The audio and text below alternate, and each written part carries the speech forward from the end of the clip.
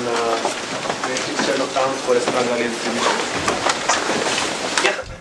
Yeah, I'm going to tell you about matrix Chernoff bound for strongly Rayleigh distributions. And as an example of what we can do with that, I'll then show how to get spectral Sparsifiers from a few random spanning trees. And this is joint work with Zhao Zong. Please ask questions if things are not clear. I hope this will seem like a very kind of easy thing that we did, but there are some nice questions left over that maybe aren't so easy. So, yeah. The question starts with concentration of scalar random variables. If we have independent xi, which are real valued, and the sum of them we called x, is x then close to its expectation with high probability? That's the question. We're used to things like Chernoff bounds or central limit theorems and a Gaussian distribution that's concentrated around its mean. So Chernoff's inequality is an example of a set of conditions where we can make these statements precise about how concentrated a sum of independent random variables are. So we have random positive xi. We have that the sum is x. The expectation of the sum is mu. Each of the random variables is always bounded by r. And then we get that the probability that x deviates from its expectation by more than epsilon mu is at most 2 exponential of minus mu epsilon squared by r 2 plus epsilon. And just as an example, we could plug in some numbers. It's not so important what they are, but if I take epsilon to be 1/2 and r to be 1 and mu to be 10 log 1 over tau, I get a probability bound of tau. So this is sort of typical of how we want to do this kind of thing. Now, what if we have independent random matrices? So now we're going to think about having a collection of independent random xi, which are d by d. We'll also say symmetric. And x is the sum of these xi. And we want to know, is x close to its expectation with high probability? We can say that with things like matrix Chernoff bound. Here I'll talk through a version due to Trop, but there's important earlier work by Rudelson and Alswede and Winter. In this setting, we have independent random xi, which are d by d positive semi-definite matrices. X is the sum of these, and we say that the spectral norm of the expectation of x is mu. Each of the xi is always bounded in spectral norm by r. And then we get that the probability that x minus its expectation has spectral norm more than epsilon is d, where d is the dimension, times what we had in the scalar case. So it looks pretty much like we just did a union bound over each of the eigenvalues to say that we were good in each eigenvalue direction, although technically what happens is a bit more complicated than that. And as an example, we can plug in epsilon to be 1/2, r to be 1, and mu to be 10 log d by tau, and then we'll get that the probability bound here is tau. Okay, this is exciting to a computer scientist because the only thing that changed from the scalar case was a d inside this log. That sounds like something I can afford in a lot of algorithmic settings, and that's one of the reasons why these things are very useful. Okay, but what if the variables are not independent? Let's go back to the scalar setting. So suppose we have x, which is a 0, 1 valued random variable, and y is equal to x all the time. Then x plus y is not any more concentrated than just x, right? It's either 0 or 2. We didn't get any concentration out of adding them together. But what if I take z to be 1 minus x? It's another 0, 1 valued random variable. And x plus z is very concentrated. It's always 1. So certain kinds of lack of independence are okay from a concentration perspective. We still get concentration, and other kinds are not okay. And this kind of dependence we call negative dependence. So x being 1 makes z less likely to be 1 and vice versa.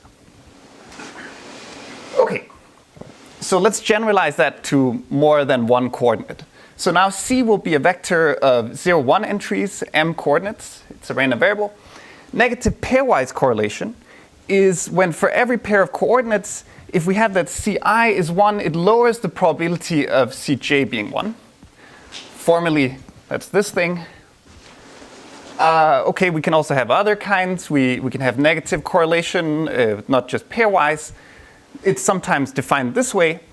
for all subsets S of M, the probability that all the coordinates in S are 1 should be less than the product of the probabilities of the individual coordinates being 1. So if this was independent, things would be equal. Okay? So here they have some negative correlation. Can we get a Chernoff bound in a setting like this? At least if we have a little bit more than this, we can. So if both C and C complement, where I just switch the bits from 0 to 1 and 1 to 0, are negatively correlated, then we get Chernoff-like concentration of the sum of the CI. Okay, so people, Goyal, Rademacher, and Vempala have shown this.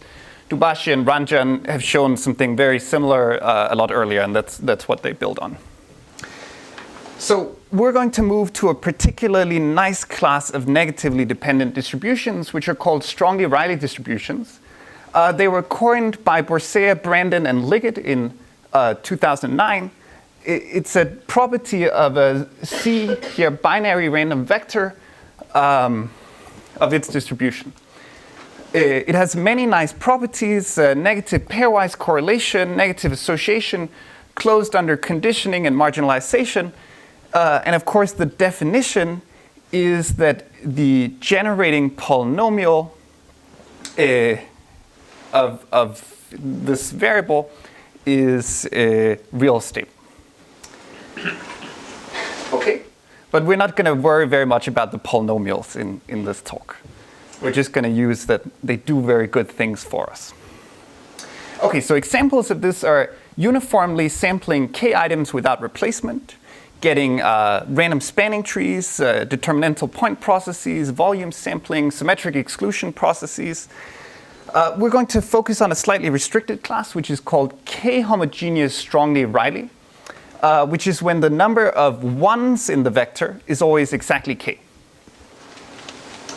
Okay, we can get a Chernoff bound in the matrix setting for these variables. So this is what we show. So a strongly Rayleigh matrix Chernoff bound. Now we have a collection of fixed AI, d by d matrices that are positive semi-definite. We get a vector of 0, 1 entries, here m coordinates. That's k-homogeneous strongly Rayleigh. Then we form x as the sum over these random 0, 1 entries as our coefficient times the AIs. And then, exactly as in the independent case, we define the spectral norm of the expectation to be mu, and each of the AI should always be bounded in spectral norm by R. And then we get this probability bound. And it's important to mention that there was a scalar version of this due to Perez and Pimentel before this. Okay, this, what do we need to plug in to get concentration? So if epsilon is a half, and R is 1, and mu is log d by tau, log k, we get a probability bound of tau. This is worse than what we had in the independent case by this factor log k. And I think that's an artifact of our proof and something that it would be nice to get rid of. Okay, just to do one other parameter setting, we can take epsilon to be larger than 1. If epsilon is log k, and R is 1, and mu is 10 log d by tau, we also get a probability bound of tau. And in this regime, our bound is tight, because I think at least that's right. We'll have an almost matching lower bound.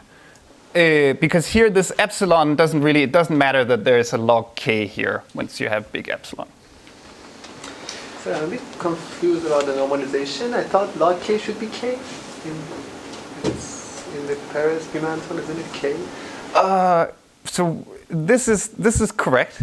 And yes, in the Paris-Pimentel thing, there's something that looks like maybe it should be k. So sometimes things go well for us in the matrix setting, I guess, is the answer. Okay. So now we're going to do an application of this. Graph approximation using random spanning trees. So let's define, we're going to think about a weighted undirected graph G with vertices V, edges E, and edge weights W that just assign a positive weight to every edge. But all of my examples, the original graph will be unweighted. This is just to keep things simple. Everything applies immediately to the weighted case. We'll say that there are n vertices. And now let's think about spanning trees of G. What are they? Here's a graph G. Spanning trees are collections of n-1 edges that connect the graph. So here are the spanning trees of this graph. Here's another slightly bigger graph. Here is all its 8 spanning trees. Okay, let's pick a random tree, by which I mean uniformly amongst these. Okay. If there are weights, you have to define it correctly, but we're going to just think about the original graph being unweighted. So now let's ask some things about this distribution of random spanning trees. So does the sum of a few random spanning trees resemble the graph? Seems like a nice concentration type question. Okay, but how do we get started on that? Like, what does resemble mean? So a starter question could be, is the weight across each cut similar? And an even more basic question could be, are the weights even similar in expectation? Like if I'm thinking about proving things by concentration of measure, my object should at least in expectation behave like the thing that I'm saying it's close to.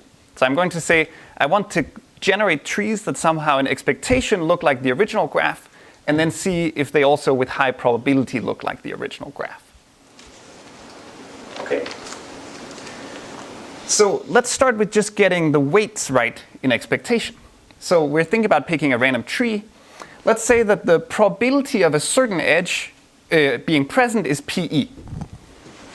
Okay. So for example, this edge, the probability is 1/2. This edge, the probability is 5/8. Now, to get the expectation right, I'm going to reweight the edges of the spanning tree such that when they do appear in the spanning tree, they get blown up by a factor 1/PE times the original weight. And this happens, right, with probability PE. That's the probability of the edge being present. And of course, the weight is 0 if the edge is not there. And now the expectation of the weight of the edge in the tree is exactly PE times 1/PE times the original weight, which brings us back to the original weight. So I just have to blow up the edge weights by a lot to get the expectation right. And clearly I could do this regardless of what the probabilities are here, as long as they're non-zero. Okay, so what does it look like? Here is a graph with my original weights. Here is a particular tree, and then with the reweighted edges as they should be. Here's another tree with reweighted edges. And in general, we are taking expectation over random trees. We scale the edges up by 1/PE. And then this makes sure that in expectation, the graph edge weights are the original graph edge weights. So expectation over the random trees. Is that statement clear? Okay. So now we got the average weight equals the original weight. So then we can ask things like, does the tree behave like the original graph? At least now it's right in expectation. Okay, so one way to make that question precise is to say, do cuts in the tree behave like cuts in the original graph? So what's a cut, right? It's a subset of the vertices, and then the weight of the cut is the weight of the edges that cross from one side of this subset of the vertices to the other. So the weight here of the cut S to S complement is just the sum of the edge weights of edges that have one endpoint in S and the other endpoint in S complement. And then we'd like it to be the case that for all cuts, the weight across the cut in the tree is approximately equal to the weight in the graph, say with high probability. But this would be our concentration statement. Okay, so this would be saying that the graph, the random tree, behaves roughly like the graph with high probability. But this is too much to ask of one tree. How many? Let's get a feeling for how many edges are necessary. So we could think about a simpler sampling process. So independent edge samples. So here we have a graph G. Now we're going to sample the graph by flipping a coin for each edge to decide if the edge should be present. Okay? This gives us a random graphs. Here's a random graph with independent edges, all the possible outcomes. Okay, so this can be completely empty. It can have all the edges. We're just flipping a coin independently for each edge. Now, so I might get this random graph. I might get this one. And of course, we can get the expectations right in any sampling process like this. Again, by just reweighting the edges. Okay, so now I have my random graph H. To get the expectation right, the weight of the edge should just be 1/the probability that the edge is present times the original weight, because that happens with probability PE, and otherwise we put it to 0. So the expectation of that edge is now the expectation of the weight is now the original weight. Okay, so for this independent sampling, Banksua and Karger showed in '96 that if you sample edges independently with well-chosen coin probabilities, you have to be sensible about it, PE, and then you pick the coin probabilities, then you flip coins independently for each of the edges, then H has on average epsilon power minus 2, and such that epsilon, so we pick these parameters epsilon, and then we sample enough edges that H has on average epsilon power minus 2 n log squared n edges. Then with high probability for all cuts in the graph, the weight in the random graph of the cut is within a 1 plus minus epsilon factor of the original weight. So now we can get concentration. Okay, but we have n log squared n edges to get this, whereas the spanning tree just has n minus 1 edges. What's the proof sketch? So you count the number of cuts of each size in the graph, and then you do concentration bounds, Chernoff bounds for each of the cuts. And it's important that there can't be too many small cuts in the graph. So your Chernoff bounds don't need to work with as high, what should I say? There are few small cuts in the graph. There are many large cuts, but that's okay because the large cuts are more concentrated. Okay, now back to our spanning trees. So if it's too much to ask for one tree to behave like the original graph, maybe we can ask for the sum of a couple of trees to behave like the original graph. So let's try to average two trees together. So I have one random tree and another one. I average the two of them together. I get this graph, and I can ask, is that close in expectation and with high probability to the original graph? So we already have the expectation is right. So Fung and Harvey and Hariharan and Panigrahi showed independently in 2010 that something like this works for cuts. So if you let H be the the average of T of these reweighted random spanning trees, where T is epsilon power minus 2 log squared n, then with high probability for all cuts in the graph, the weight in this sum of very small number of random spanning trees is close to the weight in the original graph. So now we get our concentration statement. Okay, and the proof sketch, this is like very simple. There are other parts to these papers, I should say. It's just Banksua cut counting again, and then the fact that scalar Chernoff works for negatively correlated random variables. So the only concentration bounds that you were proving were you're just doing scalar Chernoff, and it just works immediately for negatively correlated random variables, and it turns out that edges are negatively correlated in a random spanning tree. So here, there's really no work that you have to do technically. Okay, and notice that the edge count, so each spanning tree has about n edges. So the total edge count here is, let's forget about epsilon, is n log squared n, which is exactly the same as Banksua and Karger got. Okay, but you can get it seems like there is still something to do, because you would want a distribution of spanning trees where the probabilities of edges are the same as in Banksua and Karger. So here they're, oh yes, yeah, sorry, yeah, that's they have kind of they argue the right way to handle that. So there's kind of a simple argument that the effective resistances do close to what you want. But that's a good point, yeah.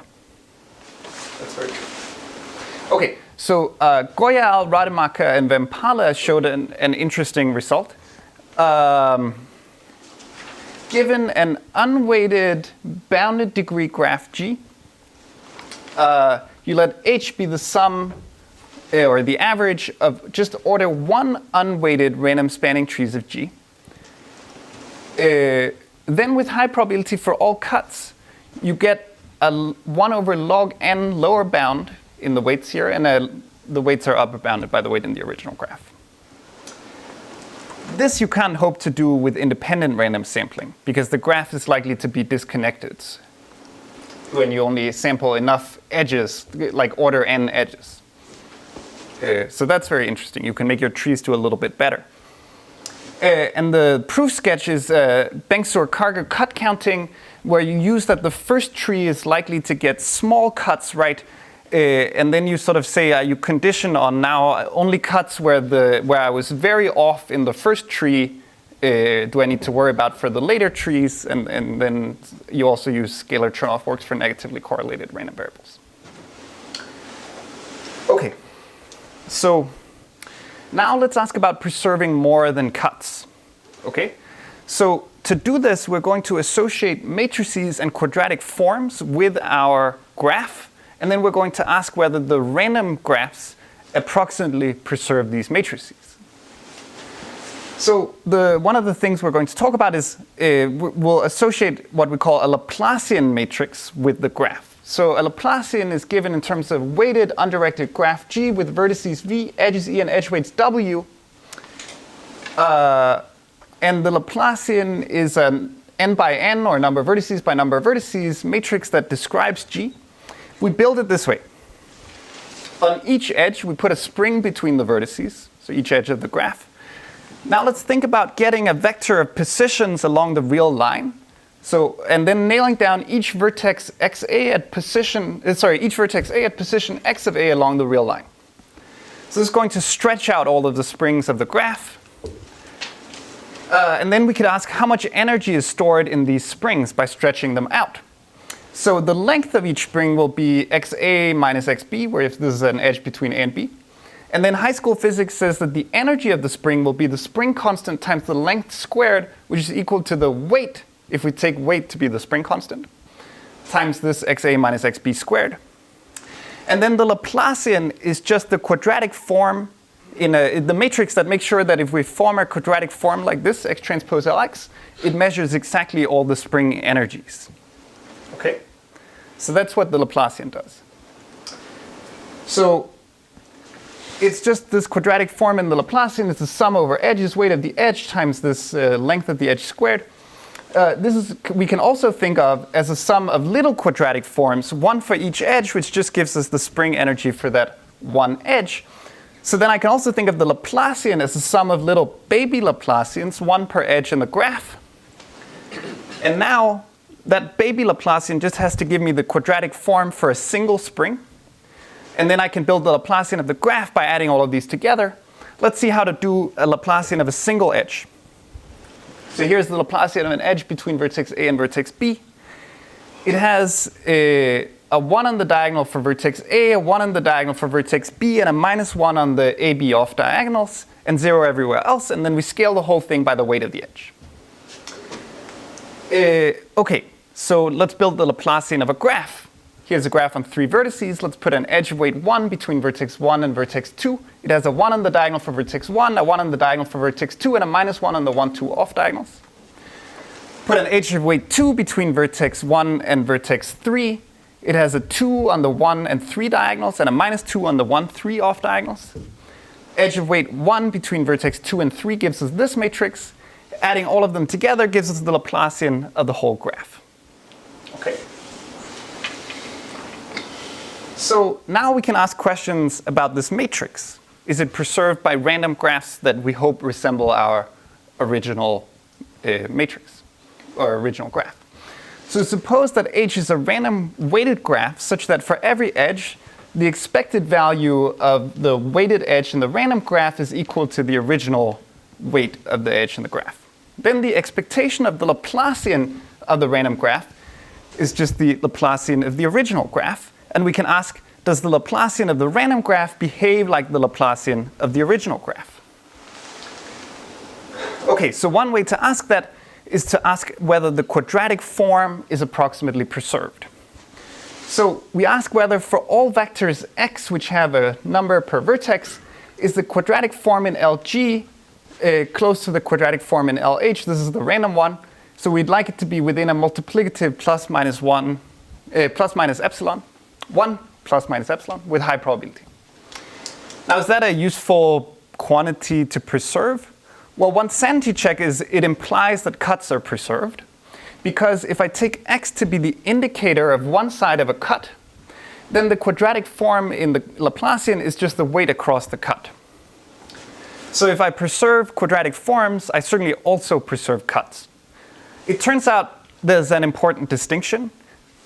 You get more here, and this more is crucial for things like solving linear equations. So this is one of the reasons we care about these spectral approximations, as we call them. Now, Spielmann and Srivastava, Nikhil down there, showed that you can preserve quadratic forms by sampling edges independently and use that to produce a sparse approximation of your original graph. So if you sample edges independently with well-chosen coin probabilities PE, such that H has on average epsilon power minus 2 n log n edges, then with high probability for all x, the quadratic form is preserved up to a factor 1 plus minus epsilon. So what are these, well, okay, how do we prove this? So here I stated a version that you can prove using a theorem of Trop, this matrix Chernoff. Originally, I think Nikhil and Dan used a slightly different theorem. This one, the Trop's theorem, only came later. So what do? You bound the spectral norm of each of the individual sample edges, and then you apply matrix Chernoff concentration. That's it. And then you have to do, calculate, see what comes out. One thing that's nice here is you get concentration at this level of edges, right? So you're getting n log n edges, but it implies that cuts are preserved. But you're sampling log n factor fewer than you did with Bengtsson-Karger. So you're doing a little bit better, despite getting something that's stronger than Bengtsson-Karger. So what are these well-chosen coin probabilities? It turns out you should scale the probabilities overall so that they sum to like your expected number of edges is the right number. But other than that, they should be proportional. The probability of an edge should be proportional to the max over all vectors x of how large can the quadratic form be in this single edge versus how large is it overall. So how much of the spring energy can come from this one edge should determine your probability of sampling it. So now let me ask a seemingly completely unrelated question. What is the marginal probability of edges being present in a random spanning tree? Right, this doesn't have anything to do with this independent sampling. But it's the same. So it's also proportional to these things. Okay. So it seems like there's a relationship between Spielmann-Srivastava style sparsification or sampling of a graph and sampling random spanning trees. The marginal probabilities are the same up to an overall scaling. Okay. So then it seems reasonable to ask, does this mean that I should get concentration out of sampling random spanning trees? And spectral concentration. And we can prove things like this with our matrix Chernoff bound. So if we let H be the average of a number of random spanning trees where T here is epsilon power minus 2 log squared n, then we get that the Laplacian of this sum of random spanning trees is similar to the original graph Laplacian with respect to quadratic forms up to a factor 1 plus minus epsilon. So that's nice. Note though that this log squared should probably just be a log n. It's not even better than that, as we'll see in a moment. But yeah. The proof sketch. So we need to bound some norms of sampled edges. This comes immediately from Spielmann-Srivastava. So like the choices of sampling probabilities that they made were very much geared towards bounding norms. And then we apply our strongly Rayleigh matrix Chernoff concentration result. And then it just comes out immediately. Okay, so if we have this quadratic form and an average of this number of spanning trees, it's a good approximation of the quadratic form in the original graph. We can show a lower bound. Fung and Harvey and et al., they had a similar but not quite this lower bound, so we just wanted to make it clear exactly what's going on. For the spectral case here, we get T epsilon power minus 2 log n trees are needed for a spectral sparsifier. So you could have hoped that just sampling random spanning trees was actually significantly better than sampling edges independently, because it seems nice that the graph stays connected. But at least with the uniform random spanning trees, that's not the case. Okay, but it's an open question. What's the right number of logs? I don't think it's log squared. I think it's log n. Okay, we can prove some more things. So for a single of these reweighted random spanning trees, we can show that the quadratic form in this single tree is upper bounded by log n times the quadratic form in the original graph for all x with high probability. This turns out, if you think back to Nima's talk, that if you have epsilon, it's not important. If you weren't in Nima's talk, this is just a very small aside. If you have epsilon spectrally connected graphs, your random tree is epsilon log n spectrally thin. Okay, so it's like actually the conditions that it's like the best tree except off by a factor log n. Okay, so Nima told us that the best tree gets epsilon spectrally thin. Okay, we have some lower bounds. In some graphs with probability exponentially close to 1, there exists x such that this fails to be bounded above by log n over log n times the quadratic form. And it fails to be bounded below by the original quadratic form on some other vector. So it's not that you can just rescale your sampled matrix. Okay? You just have to it's a one-sided inequality, so you want to check that there's something going on the other side too. Also, by the way, on a ring graph, there always exists x and y, such that the quadratic form in the tree is not upper bounded by the quadratic form in the graph, and simultaneously, even a very small constant times the quadratic form in the graph is not a lower bound to the quadratic form in the tree. Is a ring graph a cycle? What's a ring graph? Oh yeah, that's a cycle. Sorry.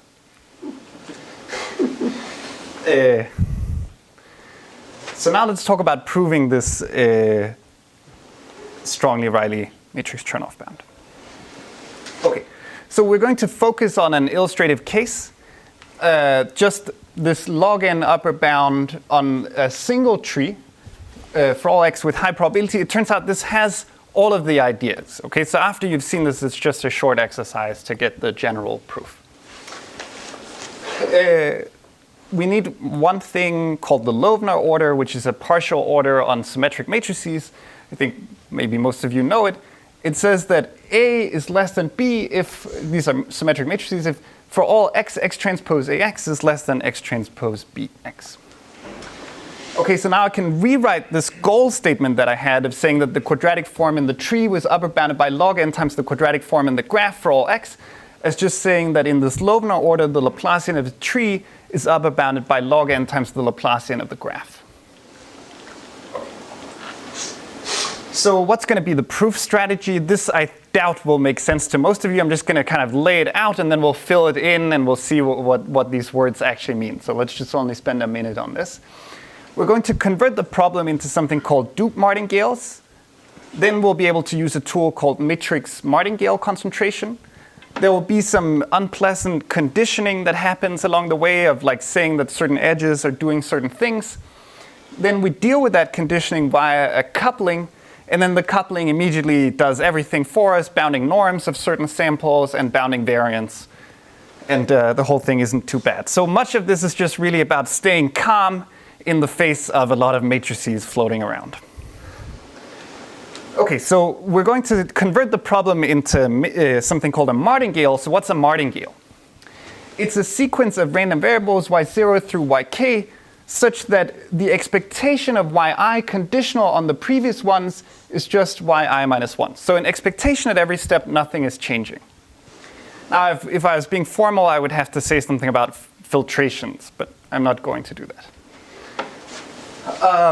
Here is 5 samples of a martingale, a scalar valued martingale. So these blue curves, this is one martingale that at any point is equally, its expectation is 0, or in expectation it stays constant going forward, but in reality it sort of will zigzag around that place. So all of these blue lines should stay close, hopefully, to their original expectation.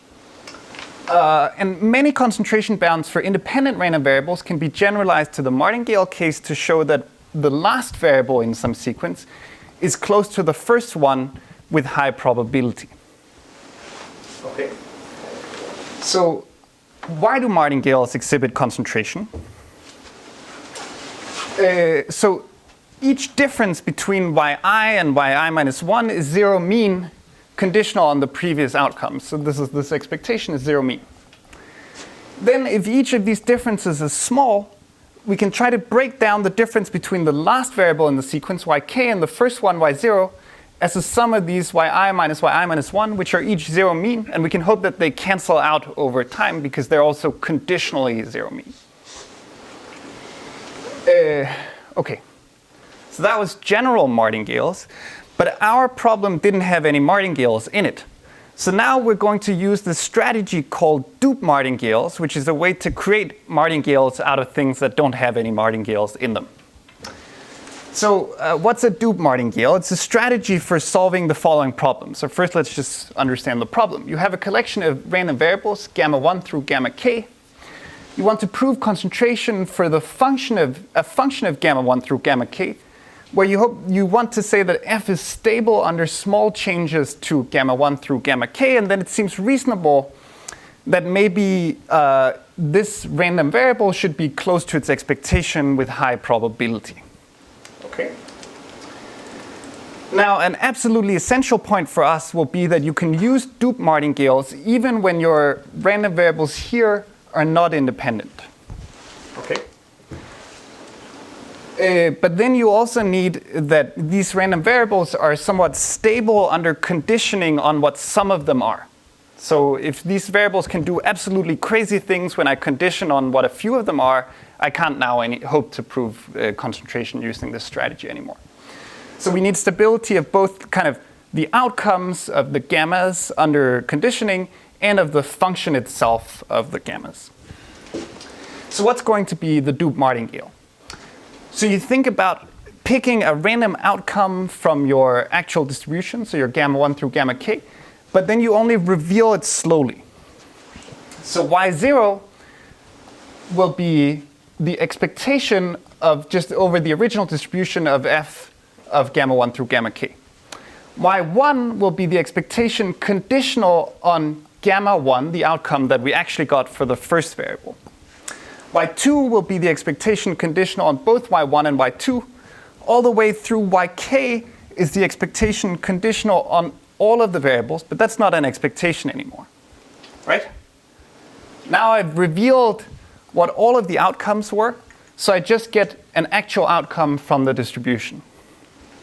So the Doob martingale is a way to reveal an outcome through a sequence of steps. And okay, what's good about this? Well, this forms a martingale. Okay? So the expectation of y1 is, expectation over the choice of gamma 1 of the expectation conditional on gamma 1. So this gamma 1s, they just undo each other. You get back the expectation with no conditioning, which is y0. Okay, so this works at every step. So yi minus 1 conditional on previous steps is 0 mean. So it's a martingale. And I didn't say anything about gamma 1 through gamma k being independent in order for this to work. So now we'd like to show that yk is close to y0, i.e. the random outcome that we actually care about is close to the expectation. And Doob martingale should then help us do that. Right, especially if these steps, which are 0 mean, are somehow well behaved additionally. So they should be small usually. So what's going to be our Doob martingale for revealing a random tree? So we're going to reveal one tree edge at a time. But what I mean here, this is very important. I don't mean that we look through each of the edges of the graph and say whether there's an edge there or not. I mean that I write down the indices of where are the edges of the tree, and then I reveal these indices one at a time.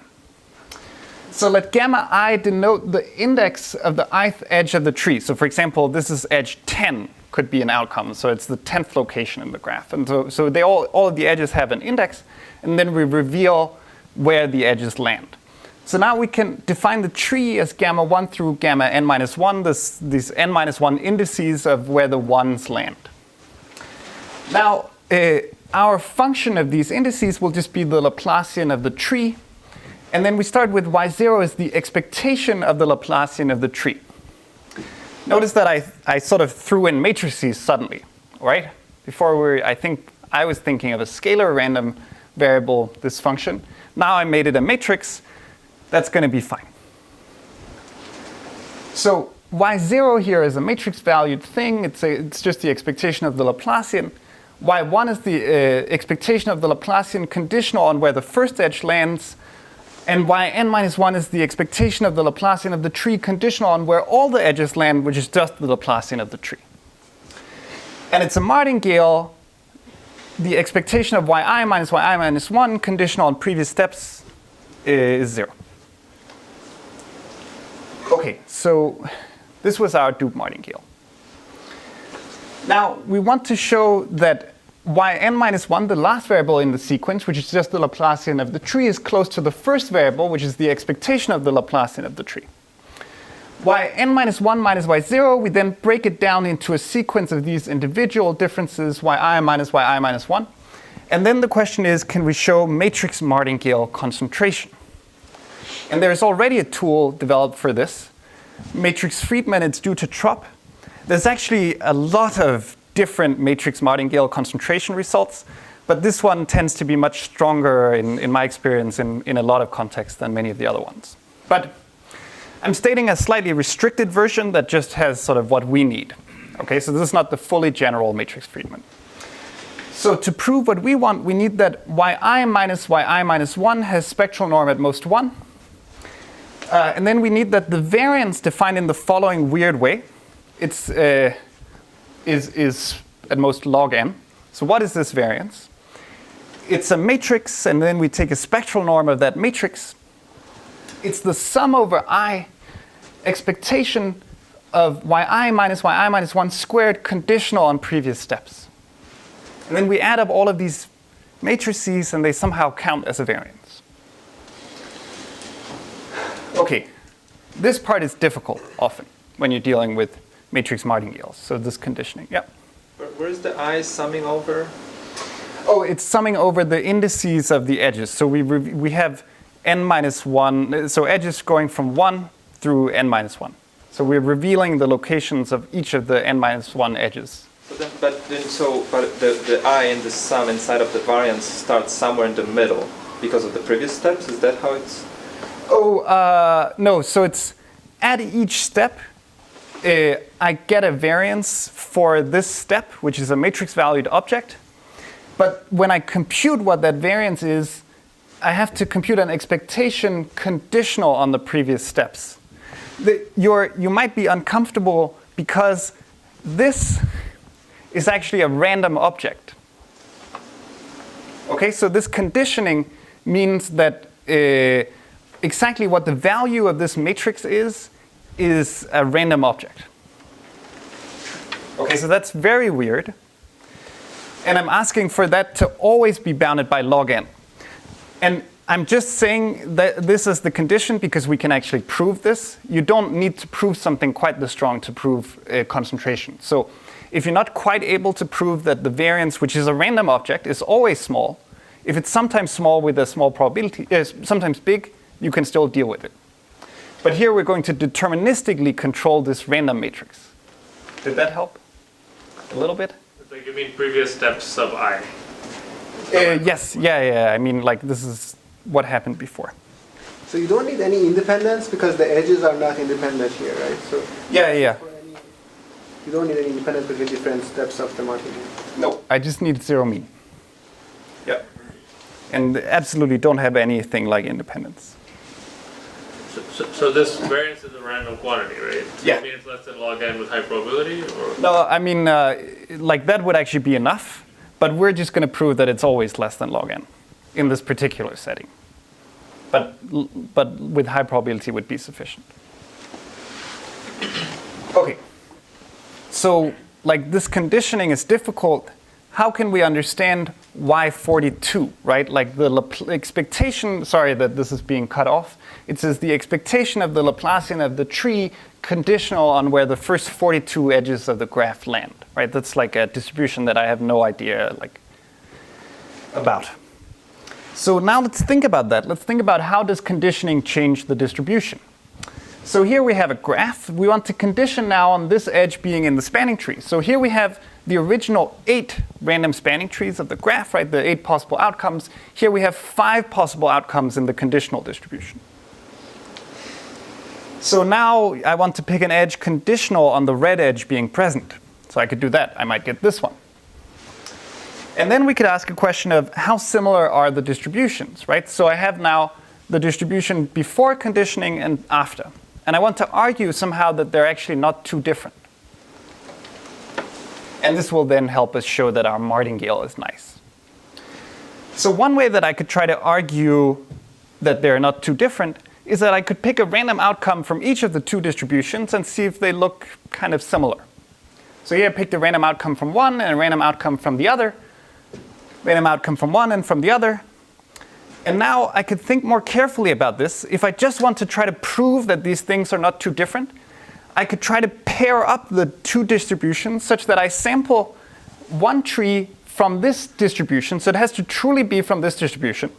Then I sample one tree truly from this distribution. But I think of sampling the pair together in such a way that I try, within the constraint that the marginals have to be these 2 distributions, I try to make the trees as similar as possible.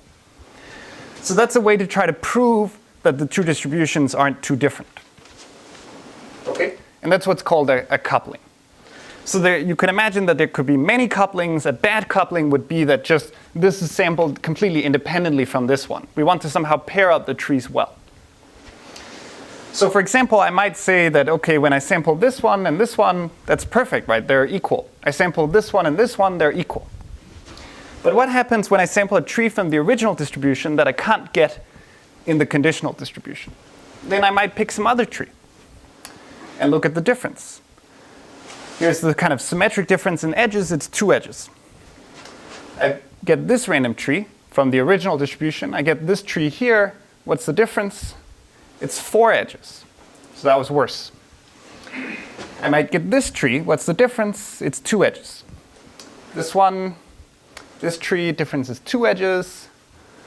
This one with this tree, difference is 2 edges. So I had some flexibility here, right? I could pair it with this one or with this one and get a 2-edge difference. So what's the best I can do? It turns out that there's a coupling. You don't need to parse it really, right? But there's a coupling such that I get the uniform distribution on these and the uniform distribution on these, and the edges they're most different in 2 places. Okay? And for this particular example, as far as I know, it's unique. I think we checked that. So that's very weird, right? So here, what is this? It's called the stochastic covering property. It says that for k-homogeneous strongly Rayleigh distributions, remember k-homogeneous, this says we have like a fixed number of edges in our tree. A coupling with difference at most 2 always exists when you just condition on where one edge lands in the tree. Okay, so let's just focus on trees, but I should have just written trees here, but it's true more generally for k-homogeneous strongly Rayleigh. And this was essentially proved by Borsea, Brandon, and Liggett, but it was Perez and Pimentel who kind of clarified that this is an important quantity or property. Okay, but a key point for us was to realize that the coupling table has even more structure than that statement. Okay? So to keep track of it, we're going to introduce some actors. Alice, Bob, and Charlie want to form a tree by each selecting one edge, gamma 1, gamma 2, and gamma 3, such that you get a tree. So notice here, right, all of our outcomes, they have 3 edges, so Alice, Bob, and Charlie can build the tree together. But now Alice picks gamma 1. How much does that restrict the choices of Bob and Charlie, right? So here we have the conditional distribution given that Alice picked this green dotted edge as gamma 1. So now we want to use the coupling to prove, in a sense, that this hasn't changed things too much, that it still looks reasonably similar to this distribution. And we do that by saying that after Bob and Charlie have chosen their edges, so they have to choose them so that we get a tree over here, they enlist another friend, Anna, to pick an extra edge, gamma tilde 1. So it's like a different version of Alice's edge. And then it turns out that Anna can choose that edge such that Anna, Bob, and Charlie obtain the original distribution, while Alice, Bob, and Charlie obtain the conditional distribution. So we recover the original distribution by adding a makeup edge to the conditional distribution. So for example, this is what the coupling table is saying. Here, Anna picks this edge, and we get this is the outcome. Here in the coupling, Anna picks this edge. This is the coupling table outcome. So this tree is the Alice, Bob, and Charlie. This tree is Anna, Bob, and Charlie. Okay? And so on. So Alice, Bob, and Charlie are doing the conditional distribution with the same outcomes. Bob, Charlie, and Anna are doing the original distribution. Okay? This turns out to be extremely powerful. y1 minus y0 is the expectation of the Laplacian of the tree conditional on gamma 1 minus the expectation of the Laplacian of the tree not conditional on anything. But I can think of that as the expectation of what Alice, Bob, and Charlie do conditional on what Alice chose minus the expectation of what Anna, Bob, and Charlie do conditional on what Alice did. It's very weird because I rewrote the original distribution expectation using information about Alice, and then I made Anna make sure that we got back the original distribution. Okay? So now Bob and Charlie cancel out, and we're just left with the difference between what Alice did and the expectation of what Anna did conditional on Alice. So I went from what seemed like it could just be a distribution of two arbitrary trees to a very special difference with lots of cancellations. And I know that I can write it as one edge minus an expectation of one edge. Yeah?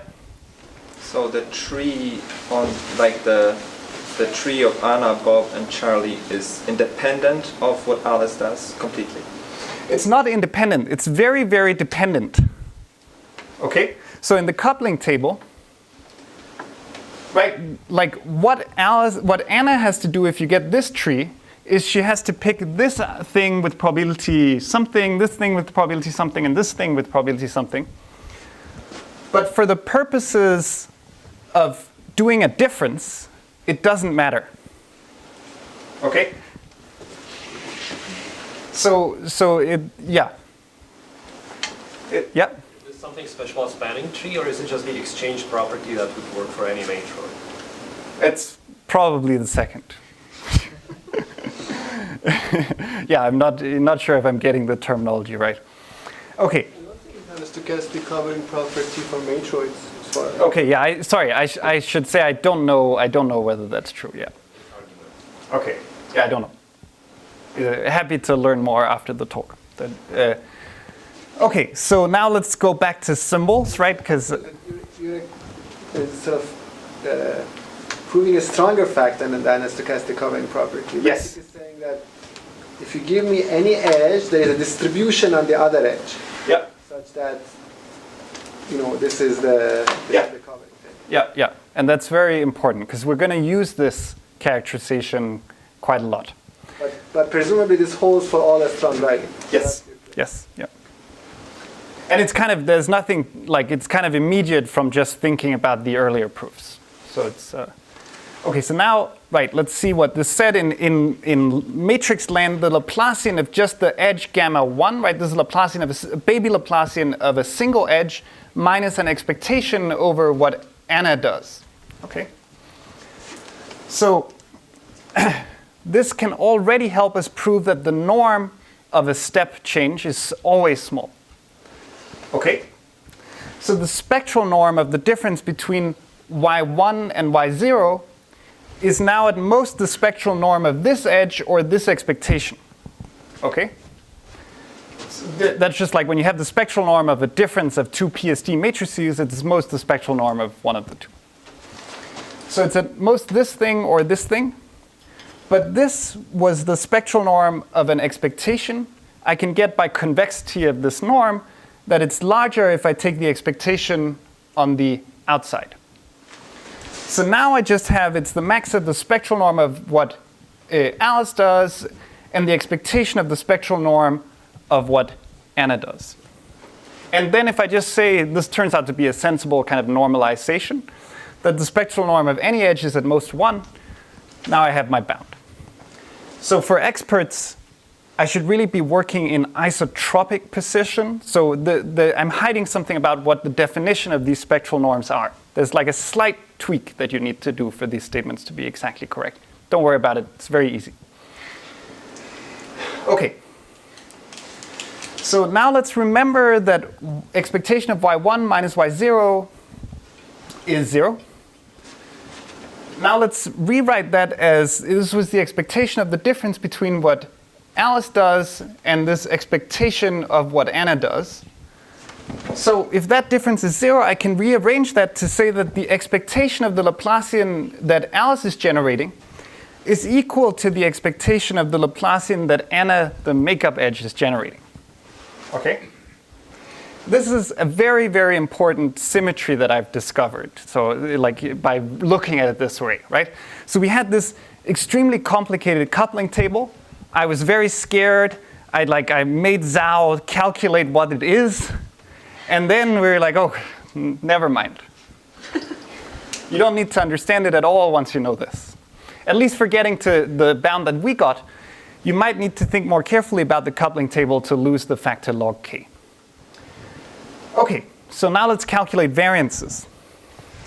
The expectation of y1 minus y0 squared, well, I can still, let me also just emphasize, this doesn't actually have anything to do with Laplacian matrices, okay? This is really a statement about the coupling table.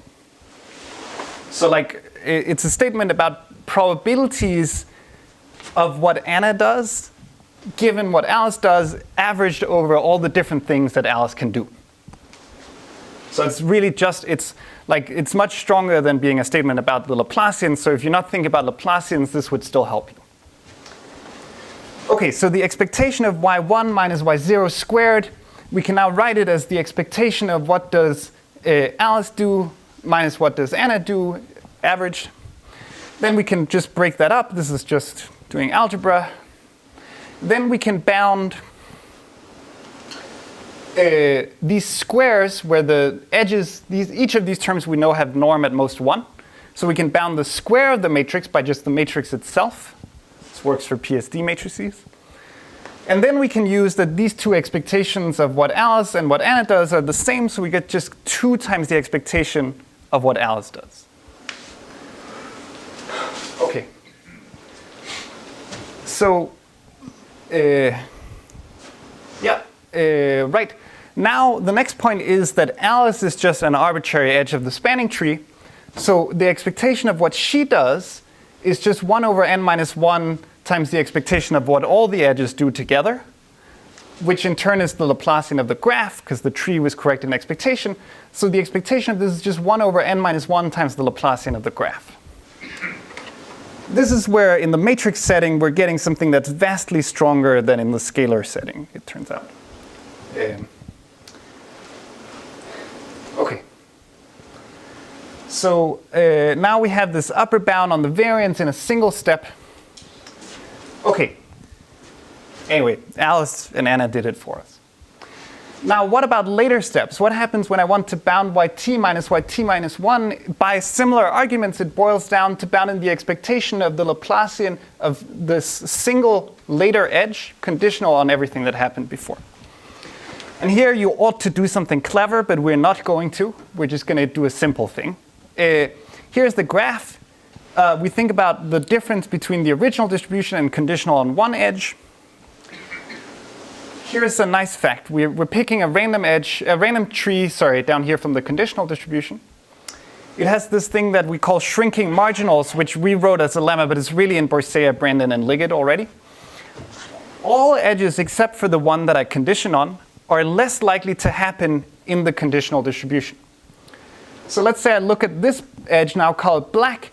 In the original tree, it has probability 5 over 8 or 0.625 of occurring. In the conditional distribution, it has probability 3 over 5 or 0.6 of occurring.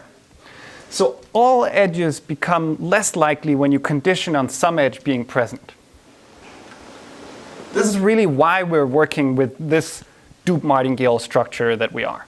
Isn't this just negative correlation? Yes.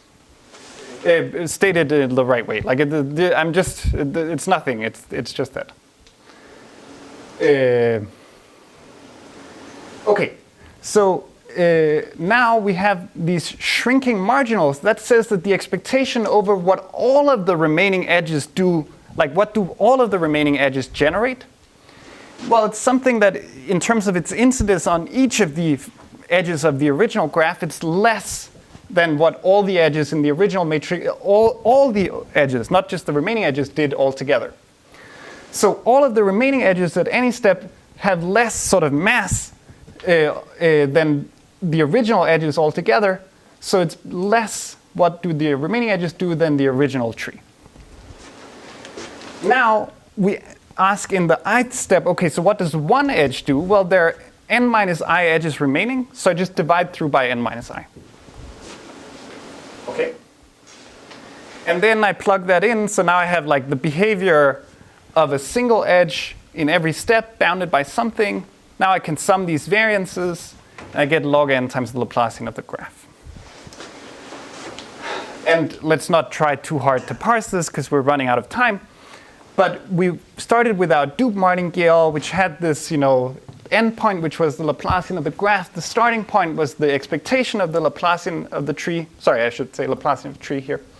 We broke it down into steps. The steps had small norm.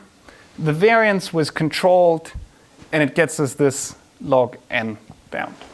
Yeah. So is that the log n that you think shouldn't be there, or? No, this should be there. This is when we're dealing with one tree.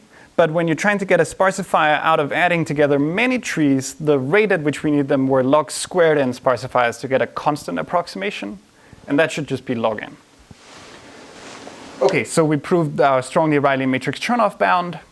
Let's have some open questions. So our bound for k homogeneous strongly Rayleigh has this log k in here. I think that shouldn't be there. Also, you should figure out the right way to remove the homogeneity condition. Maybe this is easier once you've dealt with this, but actually I think this is probably very easy.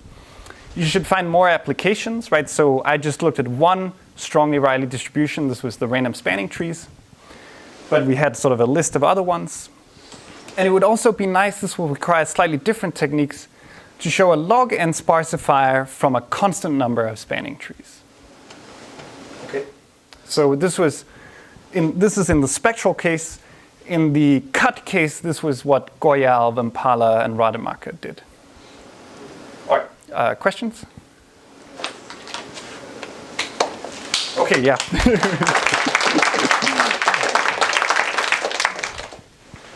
Can you say more about where this log k comes from in the proof? So it comes from the fact that I'm kind of doing a pretty trivial thing to say what does the later part of the distribution conditional on stuff look like. I'm just saying that, say the second half of all the edges, the expectation averaged over what all of them does is less than what the whole tree does.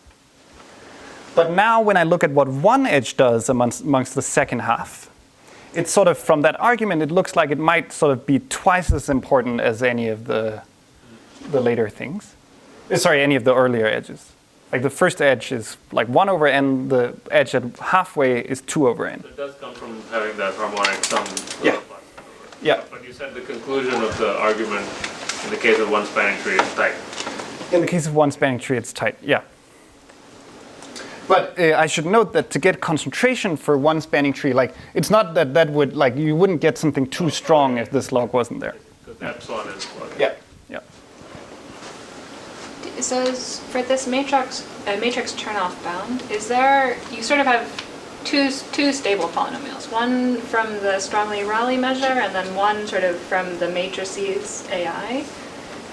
No, we never think about the matrices AI in terms of their strongly Rayleigh polynomial. You could associate a polynomial with it, and think about the span, but we're not doing that.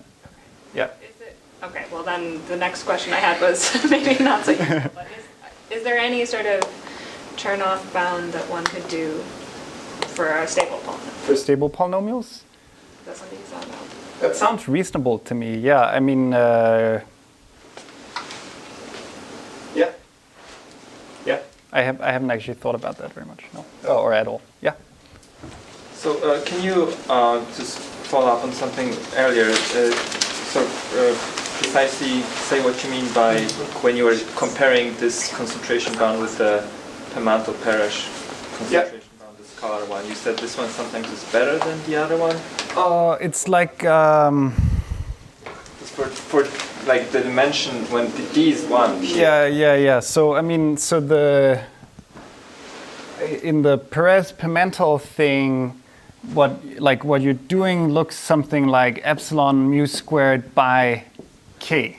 Okay, and we have a log k.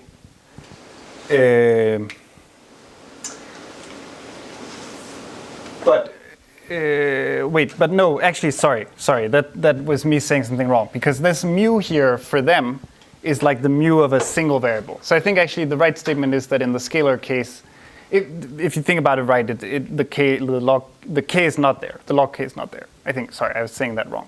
Yeah. Okay. Yeah. And I guess then the removing homogeneities, what would you expect the bound to be? Then you just have the expected size of the set. Here. So no. I mean, so notice that like if there was no dependence on k here, it doesn't matter what k is. Right. Like so now I don't need any homogeneity. No, that's a different question. Yeah, no. I agree. But what I mean is like he was asking what should the parameter be in the non-homogeneous version. So you could ask first like what if I want to do this first, which might actually be fine. Yeah, then you would probably get like log d here if you want to like kind of in a trivial manner or like log number of entries of your binary vector. Sorry, that's the right version. Does that help? So we had like our binary vector had like size number of edges in the graph, and if you just kind of wanted to only deal with the remove homogeneity condition, then you would just have a log number of edges here. Okay, and so that follows from your bound. No, it doesn't follow right now, but like something like that should be very easy to show. Oh, I see. Doesn't stochastic covering break down if you remove homogeneity? No, there's some version of it that's still true, yeah. Yeah. So you said that there are graphs where if you pick fewer than 1 over epsilon squared log n spanning trees, you don't get specification. Is it true for the click, or you have to? I think to get like the probability level that we want, we're just putting a bunch of cliques that are really independent but share one vertex. So it's like the behavior of the clique, but just like to get the high probability, like you can take many cliques next to each other. Yeah. That's for the clique it should work, right? Because for the clique you're going to get the vertex of degree log n over log n. Oh, okay. Then it is just a clique. Then it's there's like a difference between whether you want for one tree and whether you want high probability or like so for one of the bounds for the epsilon thing. I think maybe we need a collection of cliques, but it's never anything other than a clique or a collection of cliques. Yeah, I don't remember. Yeah. Okay, thanks. Thank you.